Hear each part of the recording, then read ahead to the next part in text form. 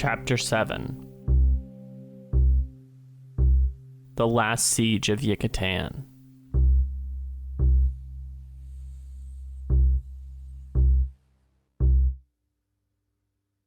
Within Yucatan, Korab watches Leoman make the final preparations for a siege he says the Malazans will never forget.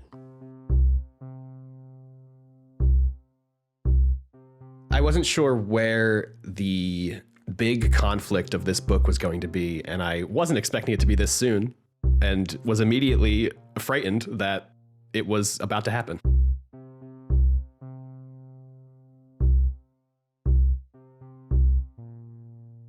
Lestar speaks briefly with Pearl, but she leaves him.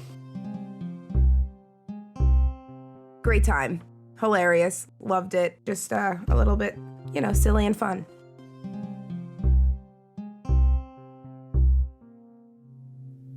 Fists Kenab and Tene Baralta watch the city walls. A rider has slipped through the camp and rides into the city. You ever heard of 2 left feet? This army's got 3 left fists. They can't do a fucking thing correct for the life of them.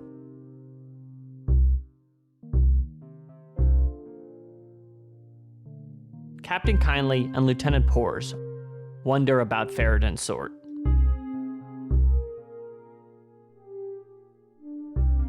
The only members remaining in Hellion's squad is Herb, Breathless, and Touchy. I love Hellion. She's a little surprising. She's actually more than comedic relief. Sergeant Baum starts to forget where he is, who he is. It was comedic, but also extremely unsettling. Oh, it's just pre-battle madness. Just a wild justification. Lutz complains about what the sappers have been tasked to do. Gessler and Fiddler are preparing, worried about the inexperience of the soldiers. Bottle watches the city and does not even see a single lantern burning. This was one of the 60, 70 signs the army had that they should have been like, I don't know, boss. Something's not right. Korab's fears about the night subside. Lorik has answered a summons and come to Yucatan. Lorik showing back up was the last thing I expected, and really, really set the stage for how fucked up the rest of this chapter was going to be.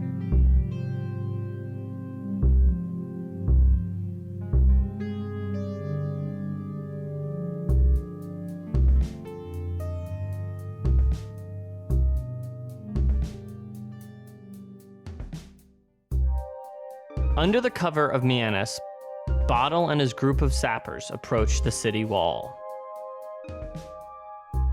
I don't really understand what Mianis is, but good luck, guys. Lestariel joins Tene Baralta.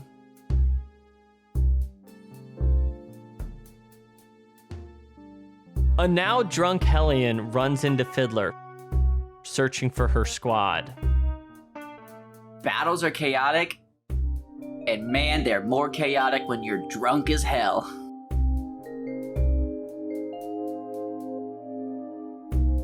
Pello waits for the rest of his squad.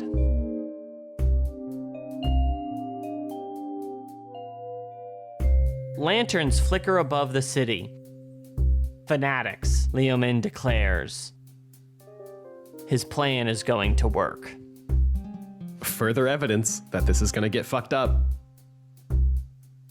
The sappers blow the wall. This was the shortest Chekhov's gun in the history of literature. You seen this guy Crump? 3 pages later.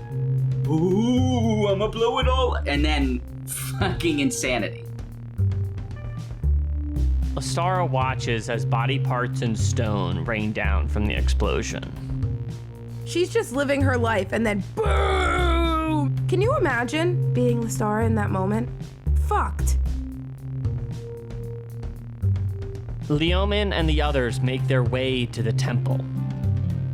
Seeing all of these Leomin parts from Korab's POV where he has no idea what was going on was great and also so frustrating because I just wanted to know what the plan was.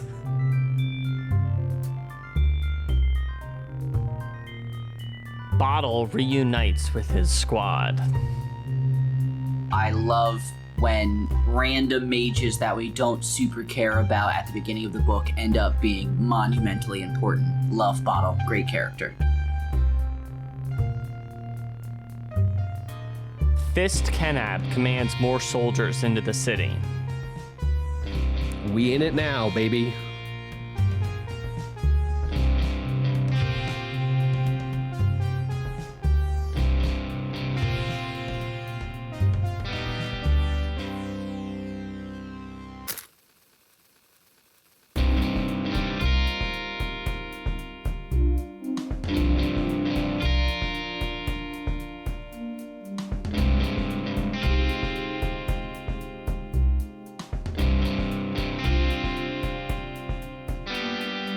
Streets into the city, Fiddler's squad gets ambushed. After narrowly surviving, the sappers are going to lead their way through the city, taking down buildings. I think at this point, I don't understand why they're like, yeah, let's all just keep going further in. This makes sense. Stupid. Not tactical. Gessler has a bad feeling. If there was a narrator, they would say, and he was right.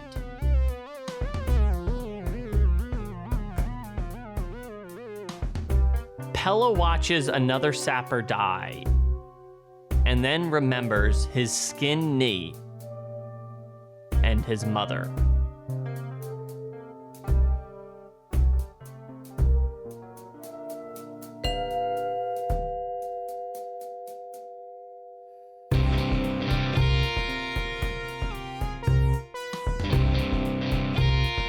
Gessler watches, then a sapper burns on fire and his munitions explode. Why is this building burning so fiercely? Hellion rallies soldiers around her. This is how I always feel I am when I'm drunk and I need to sober up quickly. I'm like, I've got this, no one can tell. But Hellion actually does it. Sergeant Baum discovers one of the hollow walls of the building has been filled with olive oil. The city is a fire trap. Horrifying, because I've only ever used olive oil to cook, and my head immediately went to, well, I guess a whole army's about to be cooked. Kenib is leading soldiers forward when buildings go up in flame. Then the trenches. The city is on fire. My thing is, why didn't they just leave?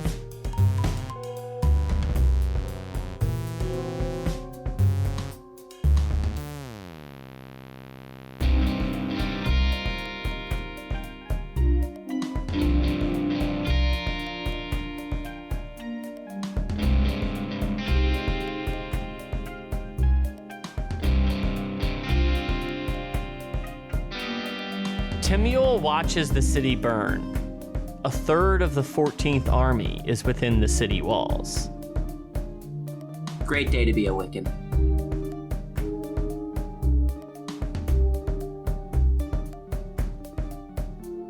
Tavore orders Nil and Nether to douse the flames, but they cannot call upon the spirits.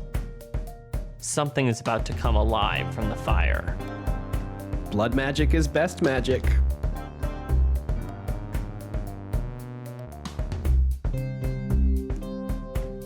Soldiers are cooking in their armor.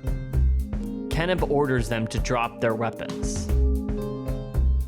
When this started happening, I went from, this chapter's pretty good to, fuck, this is intense. Baum and his soldiers can't find Kenib.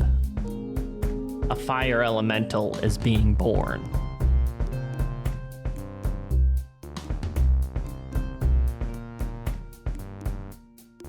Faradan Sort prepares to die, but watches as Sin quells the flames.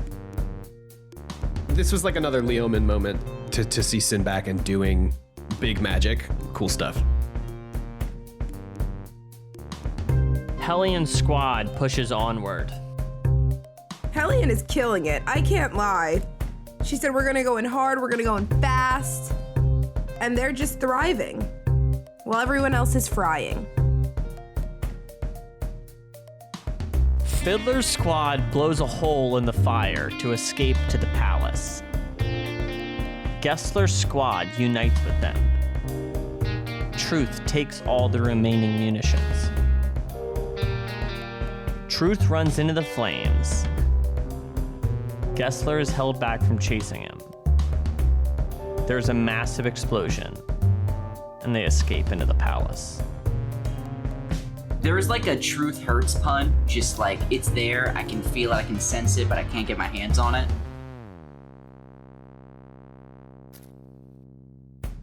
In the temple, Leoman intends to escape. Korab is horrified and disgusted. The Queen of Dreams manifests and speaks to them. The goddess offers them passage, but Korab refuses. Leoman escapes the burning city with the others, leaving Korab seemingly alone in the temple. But he hears the cries of children nearby. We, as readers, are finally on the same page as Korab, and it's really sad. Balm's squad unites with Hellions, and they head for the temple. Fiddler is wounded, and Bottle leads the group towards the temple.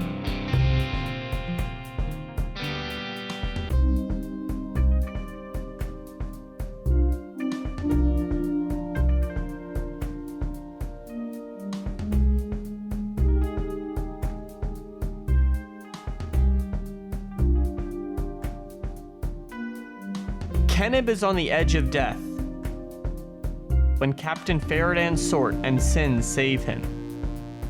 They are leading hundreds trying to escape the city. Being in Kenib's head at that time was kind of like mindfucky. I really liked that part. Fist-Blistig is knocked to the ground, and from the city wall, Sin is leading a group out of the breach. Tavore stands alone against a firestorm. Again, the fists can't do a single thing correct. So much of this chapter is competent women saving the day. Korab is found by the Malazans. He says Leoman has betrayed them. Sad. Just so sad. The remaining Malazans have united in the temple. They use their last munitions to blow the hole in the ground. Bottle wants them to follow the rats. Rats will flee. They are the rats. Blistig watches the city burn, and Pearl comes to speak with him. Dujek will be told the 14th is finished. Bottle follows rats deeper underground. Thus begins 60 pages of me feeling nauseous. Gessler commands the soldiers adopt a child to escort out. After encountering spiders in the passage, Herb has no choice but to knock out Hellion. The group heads underground. It's perfect. It's a chef's kiss. It's literally like, Steve, you just really wove that in there seamlessly. As Gessler crawls in the tunnels, Truth's sacrifice burns in his mind. The soldiers encourage the children to scramble through the darkness. This was so upsetting the whole time, but also absolutely riveting. Could not put the book down. Fiddler is pulled from a cave by Korab.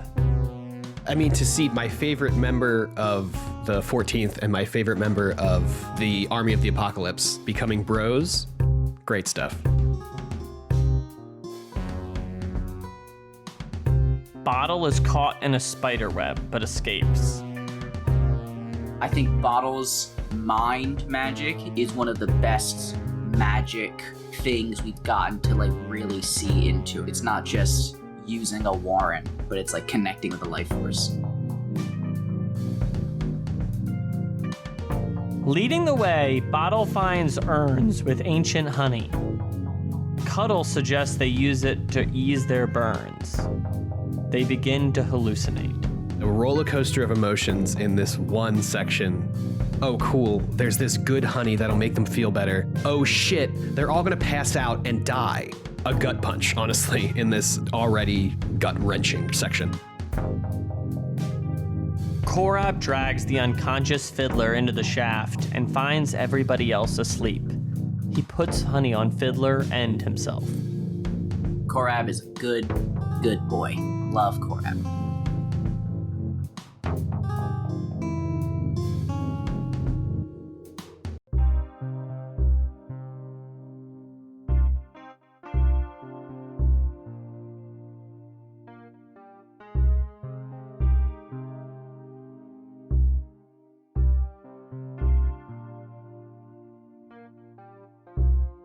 Kenab is healing in camp, and Tavore says the army will soon march. Of all the moments I wanted Steve to let us go out of that cave, this was not that moment.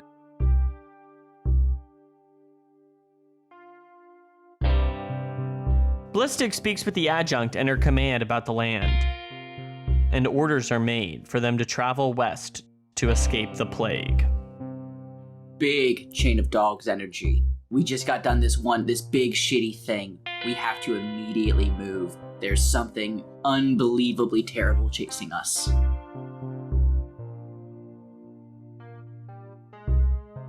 Nil and Nether speak of Polil, the Queen of Dreams, and Leoman. Wiccans Do Not Ascend, we just reiterate, was an insane spot to end that section. What does it mean? Kindly finds a now scarred Pores and Tene Baralta, who has lost an arm. I feel like, as sad as it makes me, this scene sort of let me know that Lestara probably bit the dust. Bayard and Sort find Sin, and they leave together. Girl power.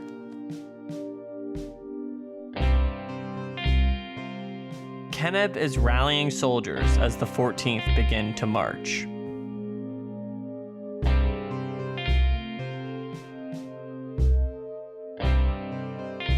Underground, Bottle wakes up from his dreams, and then he wakes the others.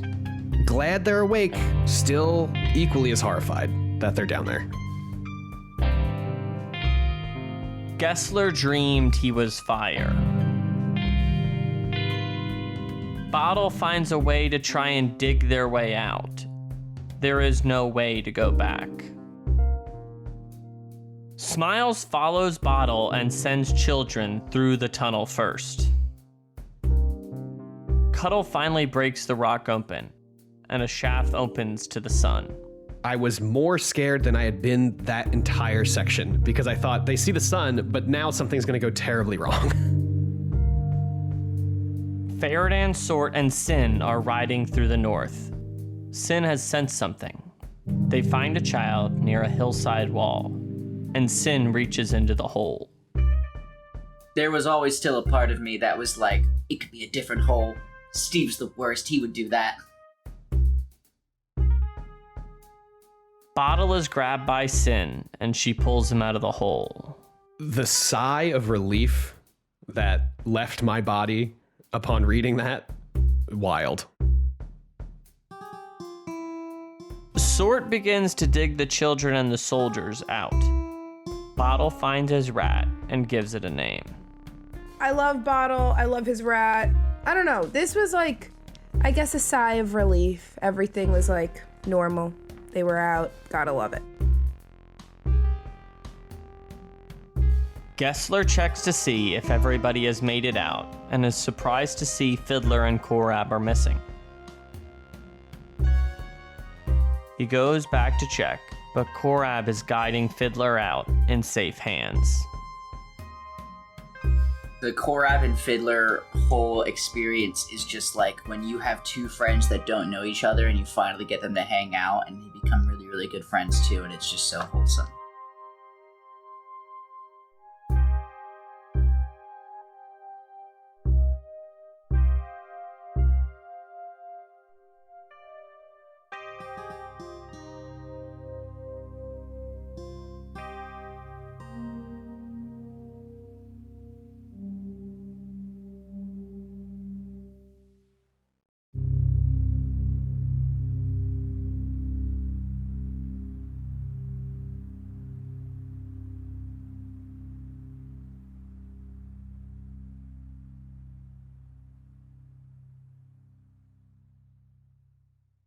Hello and welcome to 10 Very Big Books, a Malazan read-through podcast. My name is Peter Bond, and with me today is my friend and closest confidant, India Jones. Hello, everyone. Our producer, AJ Fileri. Greetings, everyone. Salutations. How are we doing today? I'm doing fine. I've got myself a nice cup of coffee. I'm just hanging out on a cool end of spring morning with my friends. Back to you, Pete. And Joshua, servant of the secret flame, wielder of the flame of Aenor, Dean Baker. 'Tis I! I've got nothing else. I just screamed 'tis I. Flame of Aenor, isn't that like fucking Lord of the Rings? I tried to baby, do a it's- Gandalf voice. I'm not that good at it. Yeah, right? I know the Aenor's Middle Earth. It's the thing he yells at the Balrog before he tells it you shall not pass. Oh, interesting. So am I Gandalf? Mm-hmm. Interesting. I guess. Yeah. I was gonna say I love but I don't want that on the record. And that nickname comes in from Corey. Thanks. Today on the show, we're talking about The Bonehunters, Chapter 7, The Last Siege of Yucatan. And that's how I'm saying it, Steve. You can't make me say Yucatan. Fight me, okay? Now, we just did a bit of a recap. We had a bit of a summary. Just a bit. A bit. We had a Just a little baby. Wait, Scoosh you might have recap. noticed there was an amuse-bouche on today's episode, you know? Before we got into the good stuff, you know? Some nice little aperitifs. Aperitif. Yeah. But now we wanted to kind of return to our more normal format and have a discussion around the chapter and just talk about our thoughts in a more relaxed way. So where I want to start is with India Jones' reading habits, in that often she exclusively reads the chapters the day before we're going to record the podcast. So this often means that we'll get text by text updates about it like the night before we're going to record the show. So we had all these big plans to make the show, and I talked to Josh about how much he liked the chapter, but then Inge was saying these really harsh things. She's like, man, this chapter fucking sucks. This chapter's boring. I don't want to fucking read this chapter, Pete. And I was like, oh, I was like, wonder how this is going to go. And then we cut to this morning. Seems like the attitude has changed, Miss Jones. So Absolutely. Tell me about it. All right. I want to walk you through a day in the life of India Jones reading this book. Let's start 2 weeks ago. Okay. I went into this with the best of intentions. I am going to be Josh. I'm going to read a few pages a day. I'm going to divide and conquer this. And then I sit down to start the book. And I say to myself, this is the first fucking book I've ever read in my life. And I can't make myself sit and read this any longer.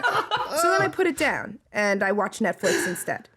And Nice. this kind of cycle just keeps going weeks until the night before. But the good thing is that in those brief periods where I say to myself, try it, I can still scrape away at least 1/3 of what I need to read, which is good because the night before I'll have like about 3 or 4 hours of reading to do. Now, the beginning I thought was horrible. I had no fucking idea what was going on. The Leoman stuff was bothersome. I didn't understand it. I didn't realize I wasn't supposed to understand it. And that was when I was first texting you guys like, this is fucking boring. I fucking hate this. Then Hellion came in and she was drunk. I was like, this is funny.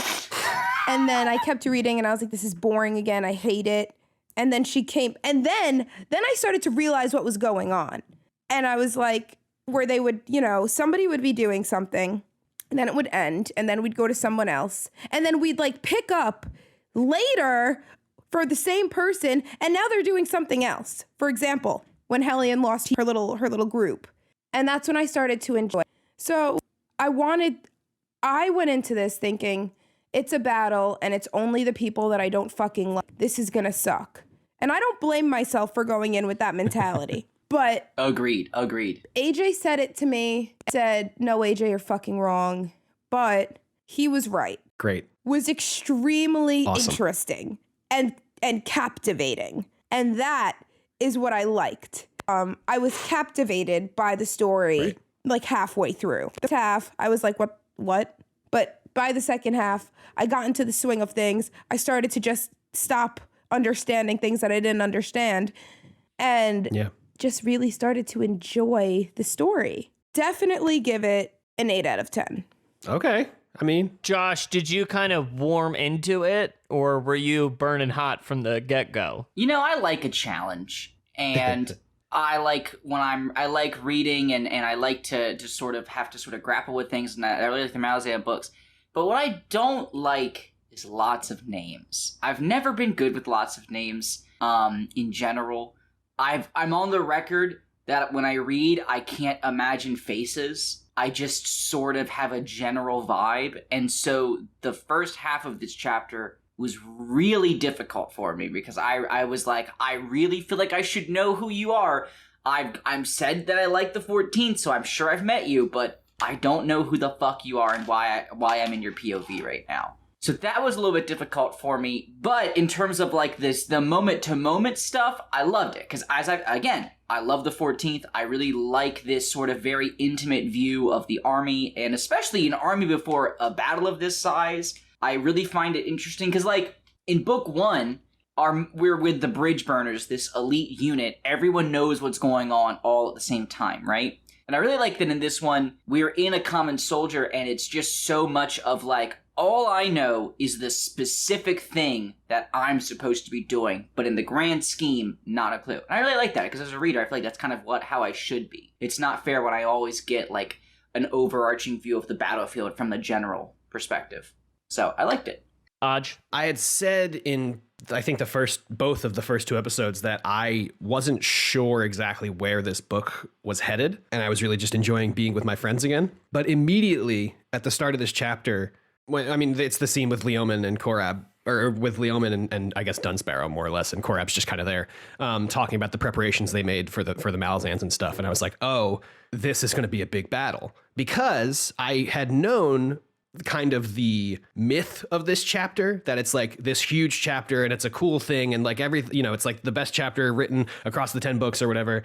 And part of me is kind of sad that I knew that going in. Mm-hmm.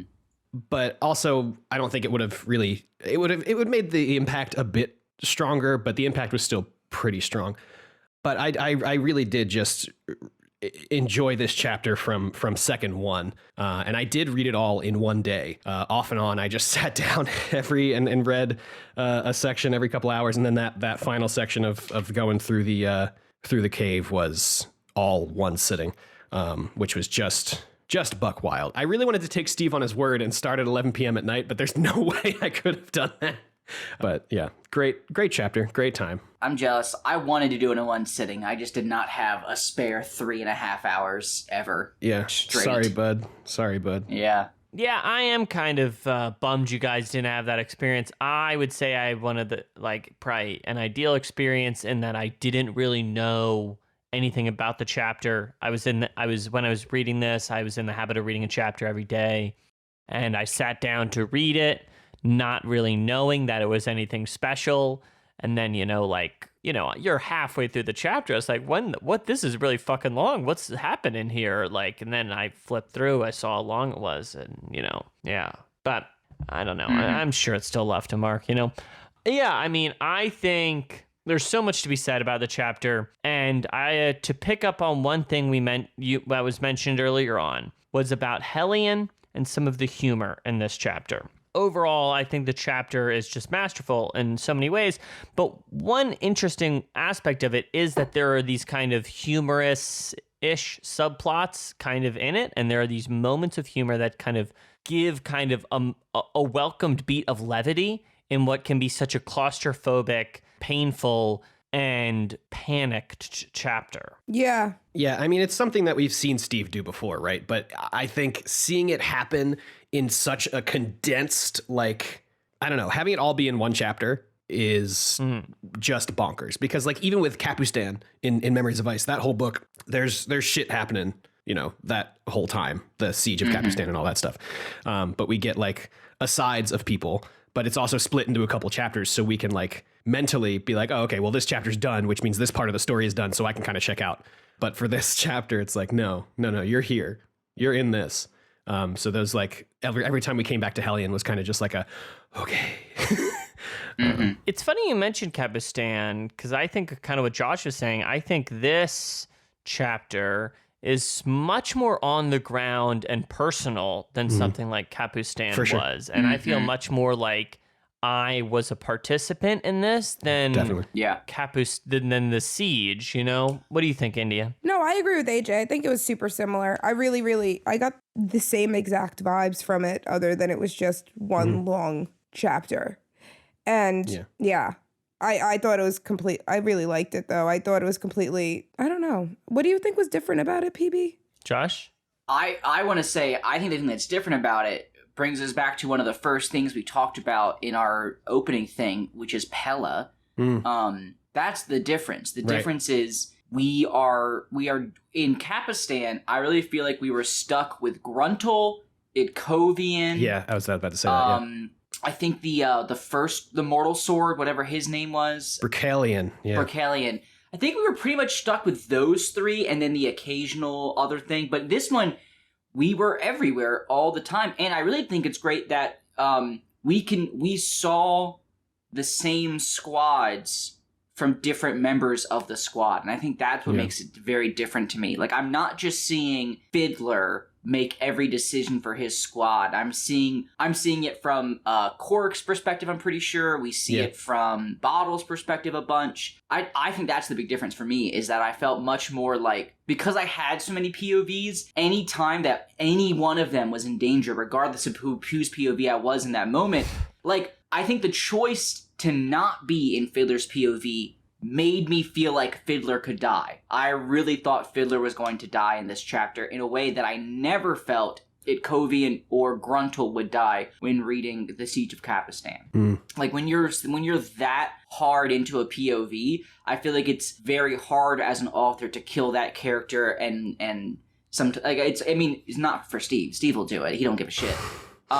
But here, it just felt so easy. At any moment, I could just see Fiddler take an arrow to the head the way Pella did, or anything like that. That's what made it different for me. It felt way more like random and chaotic. Yeah, I think it's interesting comparing how many soldiers and this experience of the Malazan Marines within the city are focused. But what stands out to me is that although there are such variety between what squads we're following, the entire story is not really about them, you know, because we also, of course, have Leomin and Korab and what's going on that half of it as an important plot line in this chapter. And additionally, what is going on outside of the city walls is also fundamental to how the chapter operates, in how we're spectating the battle from these fists and from the adjunct's point of view. So I find that the way that we are let go of and let out of these burning buildings and these burning corridors, and then dragged back into and dragged further into the heat of the battle, to kind of be masterfully deployed, I would say. Yeah, I agree. The tension and release, as Peter and I learned in Theory 1 in music school. Yeah, and I mean, just like zooming out and thinking about like a bird's eye view of Ygatan, like it's this big city, and then the outside walls start burning, and we get closer and we get closer and closer to the center the entire time, and our POV gets smaller and smaller, and the heat is growing and the tension is growing and all of this stuff, and you think, okay, we're in the center of the city, it can't get any worse, and then they go, no, we're in a hole now, and you are as like pinhole sized view, or you know, you're crushed in by these walls and by the words of this chapter as much as the characters are. So I really think from like a writing perspective, you know, I don't know fuck all about writing, but I think that is just like chef's kiss to the nth degree. Like that is expert writing in my, you know, non-literary opinion. So just really fucking good chapter. Really good chapter.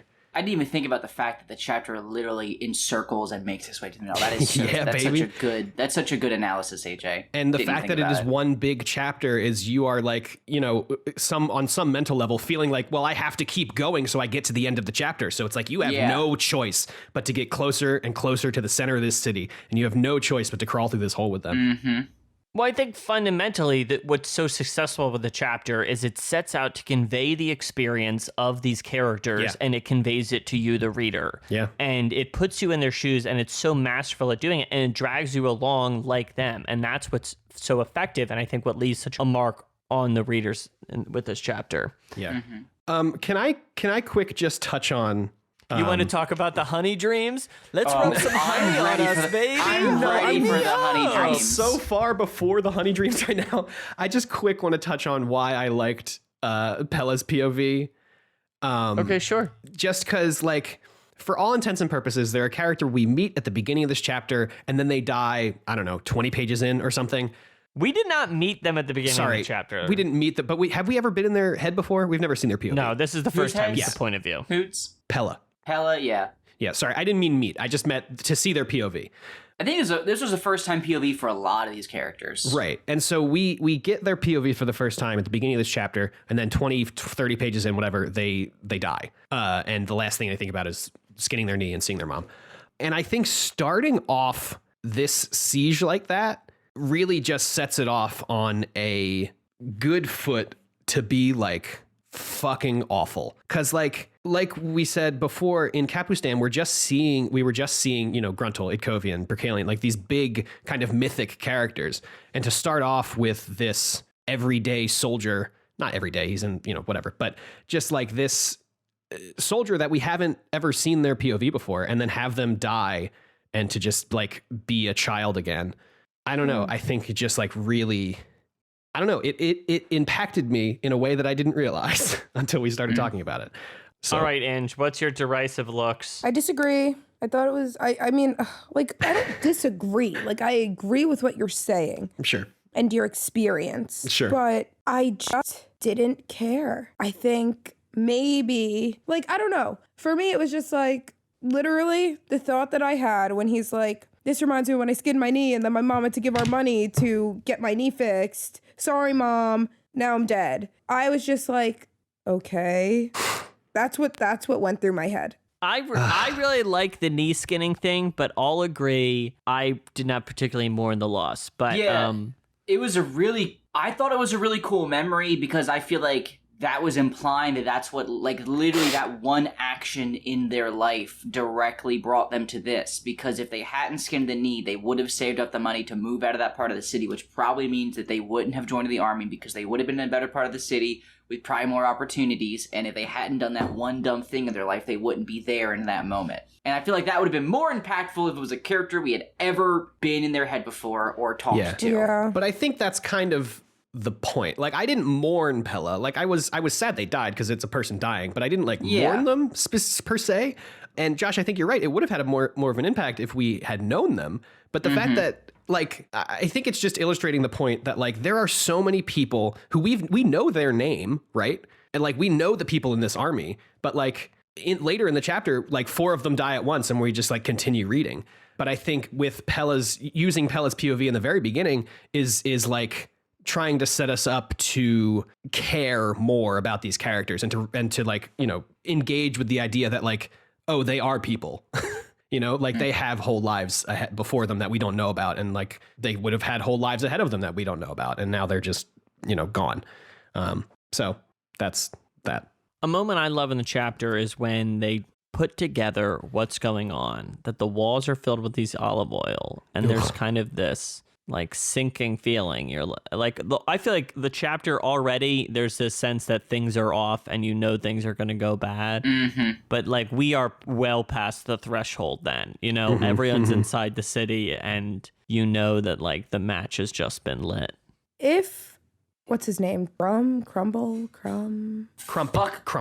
Fuck that dude. Fuck Crump. If Crump didn't decide to invent a giant explosive, would this why, like, was this just like, haha, this guy who they warned did something stupid and like now, like, what was the point of that part for?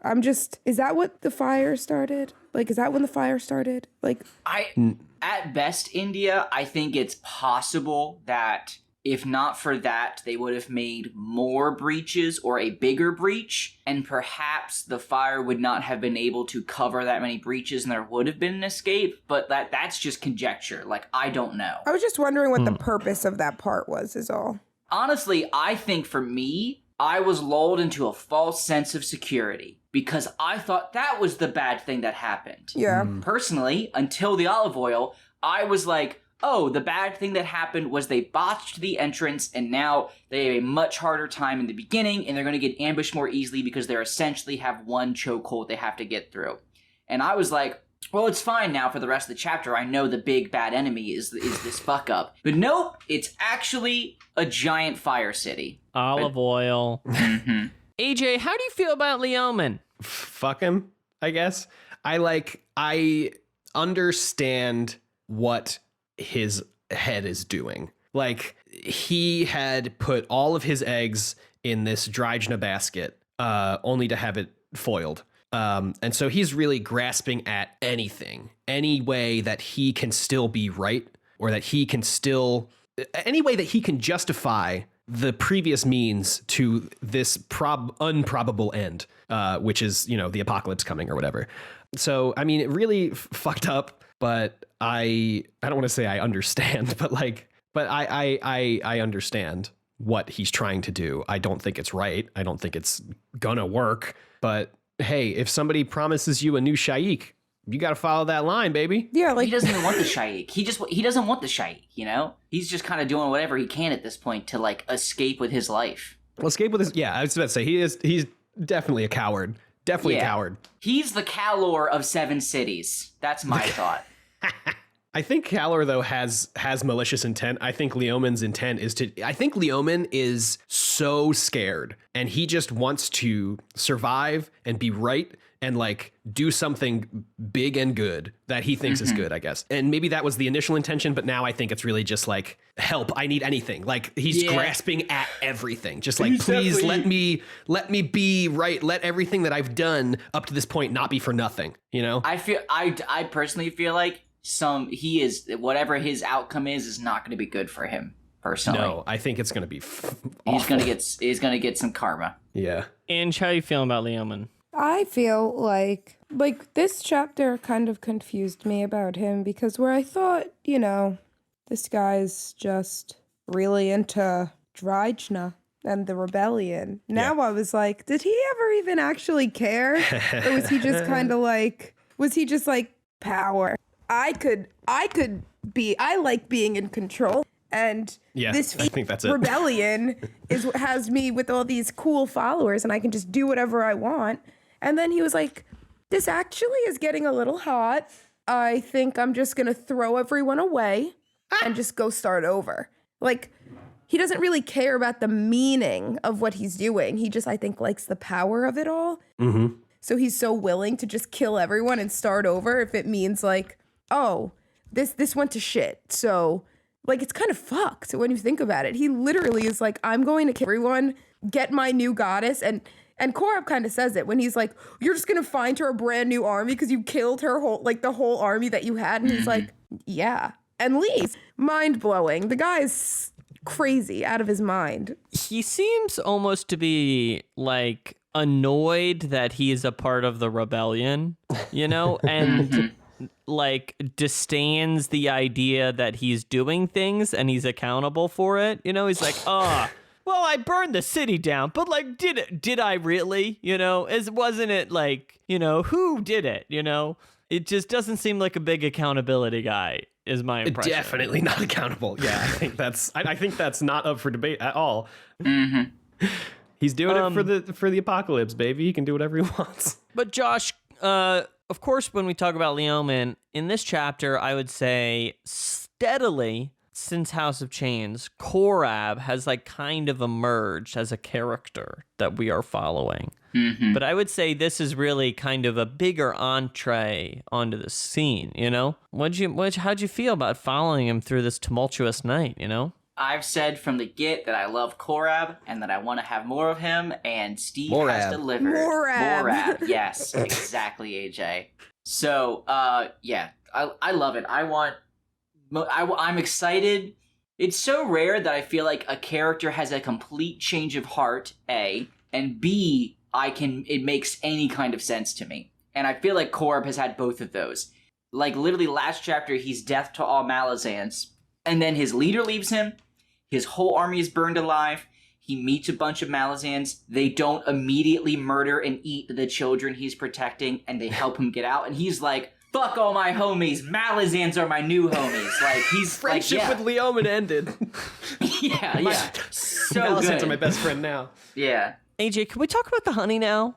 Sure. Lather me up, baby. Nope. What did you guys think of the honey section? I loved it so much. But again, I was like, man, I wish I had paid more attention to who Korik and Smiles were as people instead of just a half-blood Seti and the girl with knives. That is how I saw them both. Oh, but stop! The Crump Salamander Mott God is the greatest thing ever.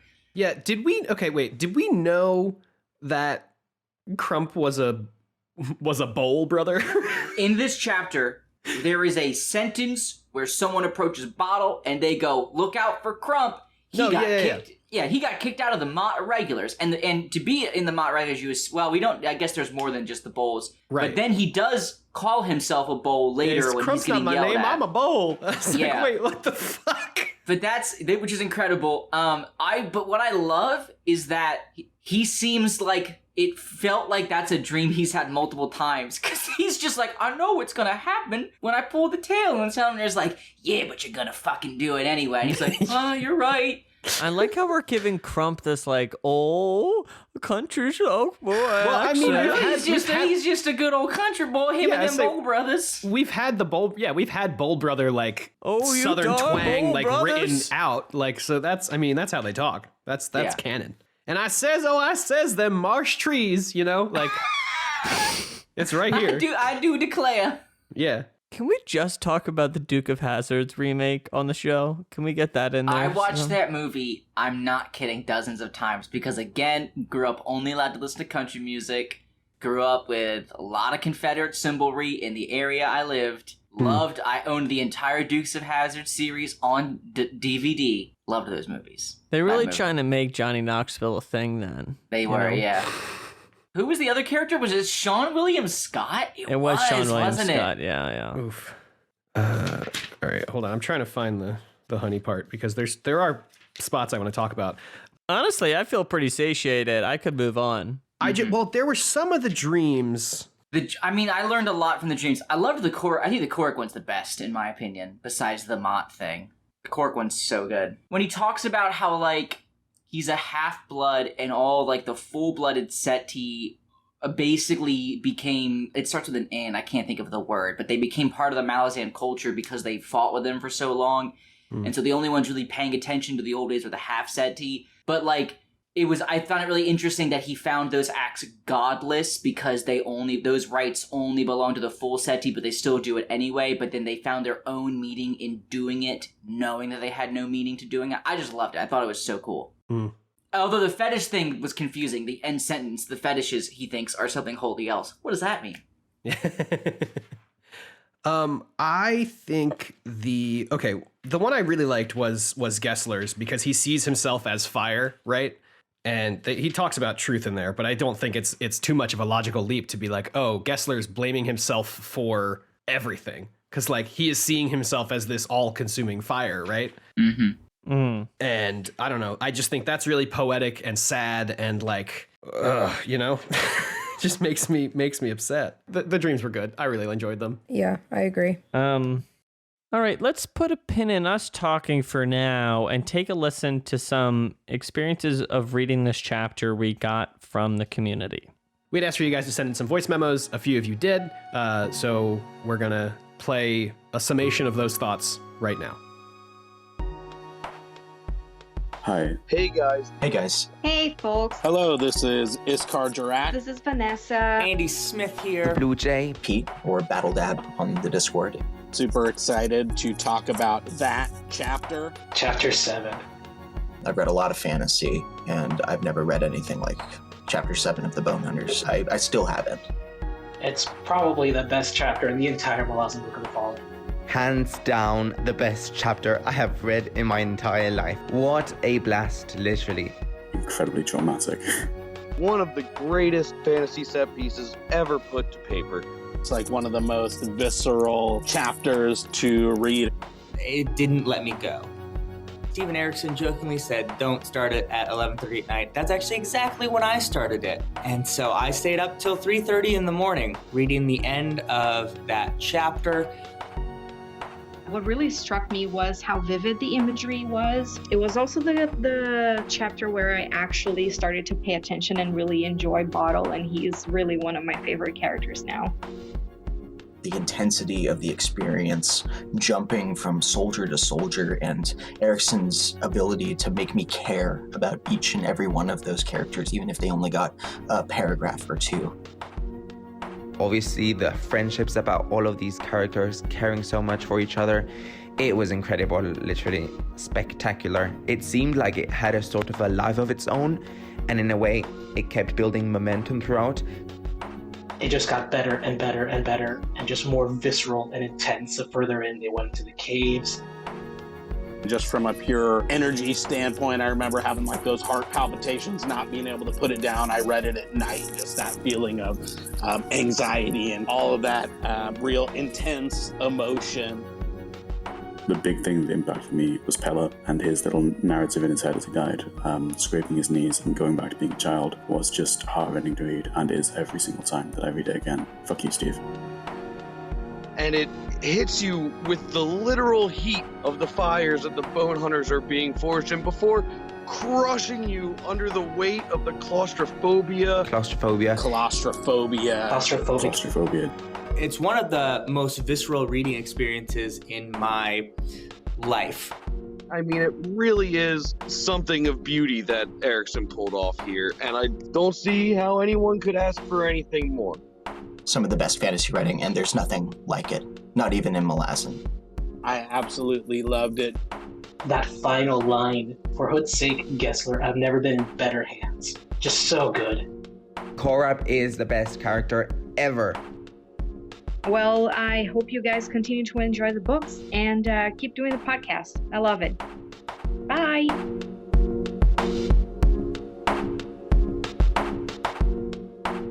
We also received some text posts that were great to read. Doug Skomoofel says, I knew in advance that Chapter 7 was going to be an experience. I planned on doing it all in one sitting, so I took a Saturday afternoon and just sat down and read. It ended up taking like 5 hours with minimal breaks. I had to change rooms a few times because my family wanted to watch TV.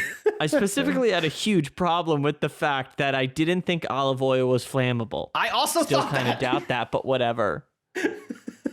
All Man, oil is flammable as fuck. All right. Man wasn't an experience, though. The honey fever dreams were hilarious. The claustrophobia of crawling through the tunnels. The rebirth of the Bonehunters. So good. And how could I forget Bottle and Yucatan the rat who saved them all? And Crump blowing up the wall. And the tension of Tavore leaving them behind. Mm-hmm. Yeah. Just good stuff. Just good stuff. It's a good chapter, y'all. Good Yeah. chapter. It's a pretty good book. It's all right. Yeah, bug. Elder God Dracona says, I just remember not being able to put the damn thing down. It felt like I was under the city with those guys and just hoping that most of them would make it. I was not expecting this monster of a chapter either, let alone a sequence typical of the end of a book to happen that early in one. Yeah, dude. Yes. Big facts. We took a little break between this and the first part, and we have 18 chapters left. Like, Jesus Christ. The fuck? What could the fucking book be about then? Yeah, this is still set up. Steve said, witness. Funny you mentioned Steve, because we reached out to Steve if he had a comment he wanted to put on to our special episode here. So, and AJ got to talk to him for a bit about it. Let's take a listen. Well, Bonehunters is an odd novel. It's I've described it as two novels slammed together at high velocity, and chapter 7 is kind of a climactic element to the first novel. And I was interested in, I was recognizing that I wanted the Bonehunters to go through a rebirth, if you will, setting up for the rest of the series. And so it seemed to be useful to make use of Yagatan, the city.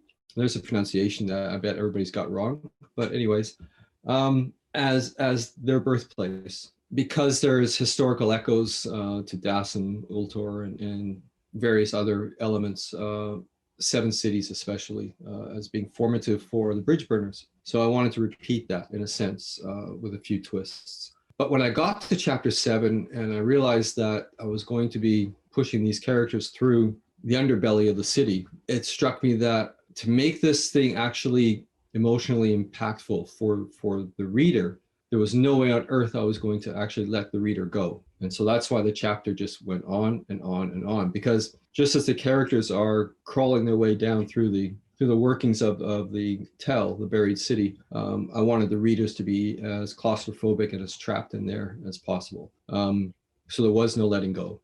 And that's kind of the impetus and the reason for why I decided, okay, I'm gonna stretch this chapter out, and nobody can go home, nobody can close the book and go to sleep that night. That's kind of the ambitions behind it. So it's there to really push the reader through, so that when the soldiers come out, so does the reader, and hopefully feeling as relieved as the soldiers are. Make sense? What do you think, Ange? Yeah, I think he definitely accomplished what he was setting out to do. I always like hearing things from Steve's perspective because I like knowing. I don't know. Some people like not knowing what the author was thinking, but I kind of like to know. I just want it to be clear and concise. So I like that Steve kind of just can let us know, and it puts a lot of things in perspective for me, because oftentimes with these books I have a hard time understanding what the fuck is going on. Well, it's great to hear from him, and thanks, Steve, for sending in your thoughts. Yes, Steve. Yeah, thanks, Steve. I agree. I think he laid out his intentions, and I think we've already said several times throughout this episode that that is exactly how we felt. Yeah. So, just great job. Bye, Mom! So, Keep it. It's in. Bye, Mom! So, Josh, final thoughts on this chapter, and one prediction for where the rest of these 18 chapters of Book 6 are going to take us. The chapters were very good. This chapter was very good. I don't know what else to say. I feel like I've given a lot of thoughts on it. 10 out of 9 would read again. Well, hand me a hot prediction then. My hot prediction is that we're going to leave the 14th. Please give us some Karsa, some Mappo and Ikariam. Although I do also think we're going to go back to Crocus soon. Oh, and this plague's here, so I'm sure that's going to come up more. Plague time! Unfortunately topical. AJ, final thoughts? Do you want to offer a hot prediction? I loved this chapter. It was a great time. I would read it again someday. Steve said this was the climax of the first novel that's in this book. So I'm anticipating a little bit more of a low-key chapter or two in the future, so that we get some sort of resolution and some, calming times maybe with our friends. I do think, obviously we're going to check back in with all the characters that we've already encountered through this book. But I do just want to lay down one hot prediction, short for prediction. Lestar is not dead. There's no way. As she was dying, it said she felt a hand on her back pull her away. Oh, right. I So- thought, I forgot that. I so forgot that. Yeah, and so I think if anything, Pearl is pretending she's dead so that they can just like hang out. But I don't think she's gonna jive with that at all. I had assumed that it was Pearl, and then I completely, because the chapter's so goddamn long, I forgot about that. But that would be genius. And they can escape and just be like lovers together for eternity. Love it. Yes. Yeah, but I don't think Lestar is going to be along for that idea. No. But yeah, and also I think Krupp's going to show up. I think Krupp's going to be in this book at some point. No. So- Boo. It's 2 whole novels, baby. We could probably head back to Darujistan if we wanted. If we went back to Darujistan, I would lose my goddamn mind if that's what this book does. In Jetty predictions going on for the rest of the book. Oh. She just left the meeting.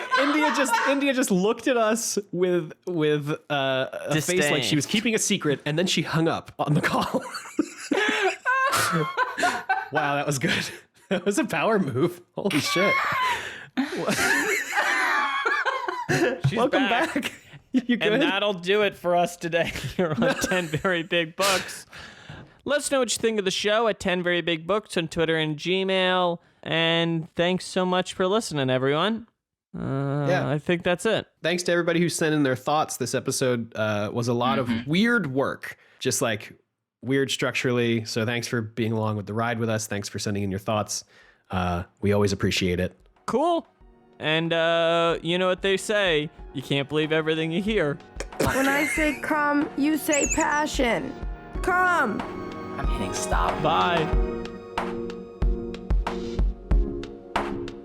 Hello, everybody. Producer AJ here, trying to keep it very short today. I say it in every episode, but I especially mean it today. Thank you so much for listening to this episode of the podcast. A lot of work went into this one, including our very own Peter Bond writing the music for the 21-minute recap at the top of the show.